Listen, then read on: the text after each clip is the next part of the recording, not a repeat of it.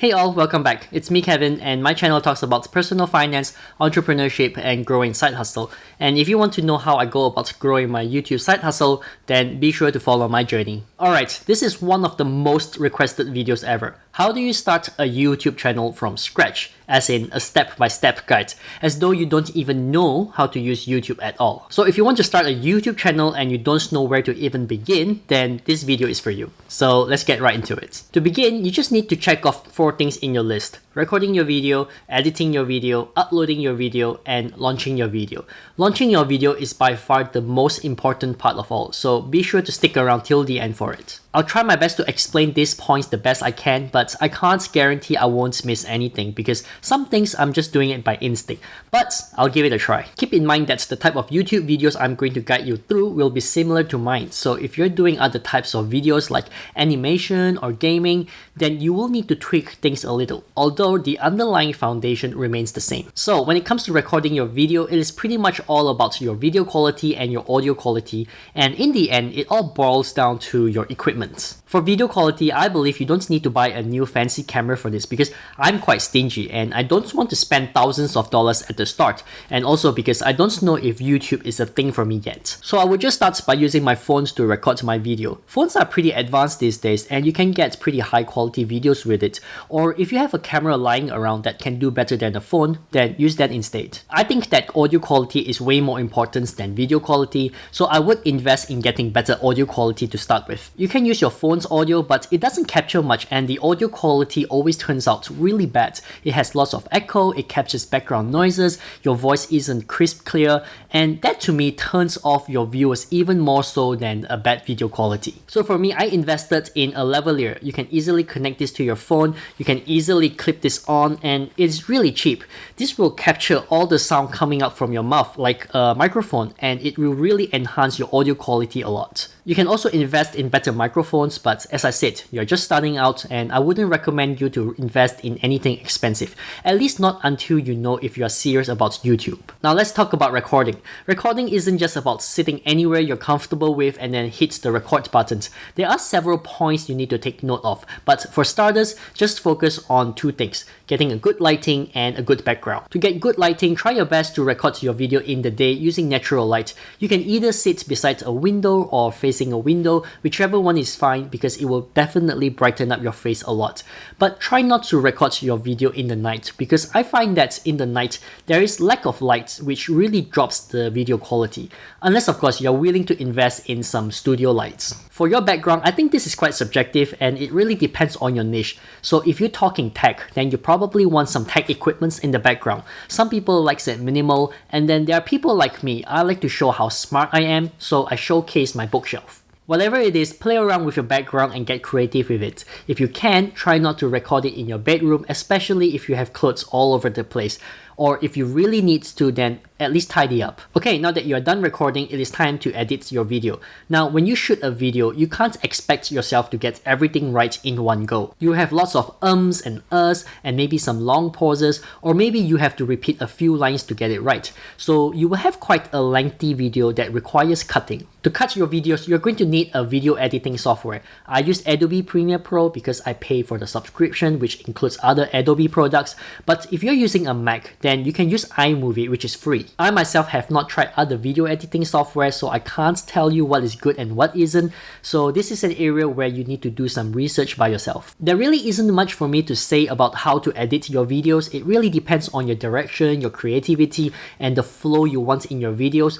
But what I can share with you are 2 terms that we use really often when editing a video. The first is jump cut. Jump cut is a method we use to stitch together different parts of a video to form a meaningful sentence. So for example, this is how I talk without jump cut. Normally when you record your video, you might end up speaking a really long sentence for 30 seconds or so, and you might stumble a few words along the way, or you have long pauses and you might go but that's all okay because it is okay to speak that way. It is okay to speak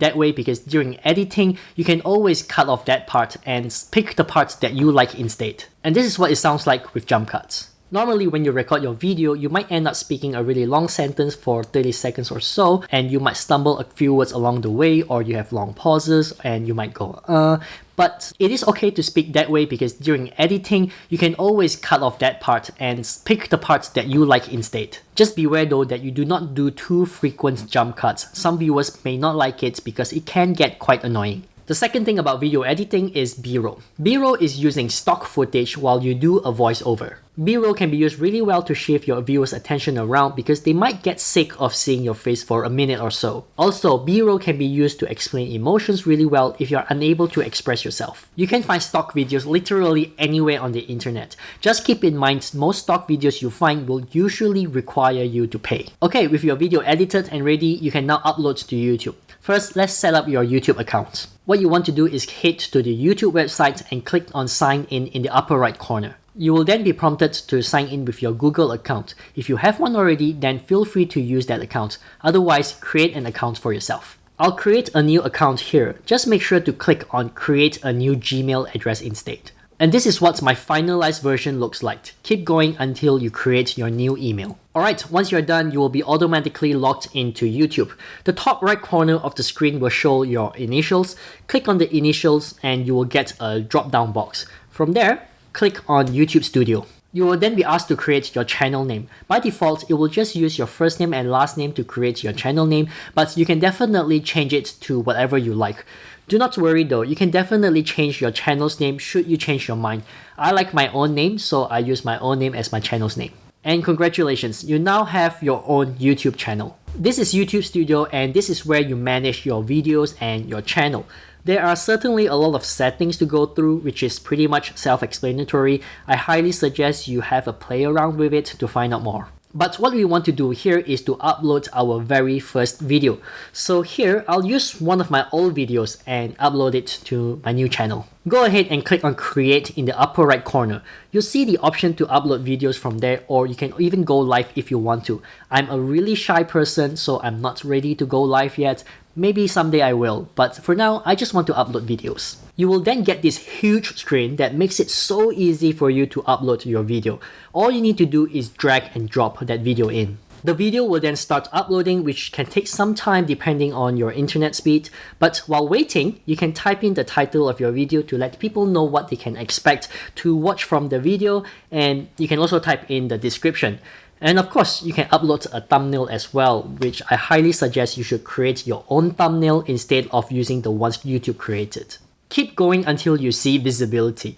Visibility is you telling YouTube when your video is going to be made available worldwide. Private is where only you and people you choose can watch your videos. I don't know what this does, to be honest, because I never used it before, so don't use it. Unlisted is anyone with a video link to your video can watch your video. So if you want to use YouTube to store some videos, you can simply use this option and watch it via a link. Keep in mind though that anyone with that link can watch your video. So this option is sort of like hiding your video from sight. Public is pretty much allowing everyone to watch your video on YouTube. This is the same thing as making your video live, making it searchable and saying to the world that you have done it, you have finished a really perfect video, and now it is time for the viewers to give you their attention and make sure they watch your video. Schedule is when you want your video to go public. So previously, when you click on public, the video is viewable instantly, whereas schedule is choosing when your video goes public, and you can even choose the time and date that best suits you as well. I personally use this a lot just because I'm the type of person who prepares things in advance. I don't like leaving things to the last minute, so I highly suggest you use this as much as possible. Once your video is done uploading, click on content and you will see your very first video on the right.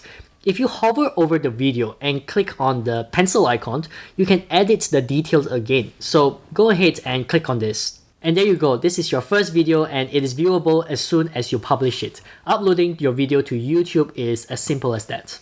Now for the final bit, which is the most important part of all, launching your video. There are two things you need to do every single time before launching your video, and that is getting your thumbnail right, as well as writing a proper title and description. First, your thumbnail. Have a look at this thumbnail created by YouTube. It is just a screenshot of one of the frames in my video, and it is absolutely ugly.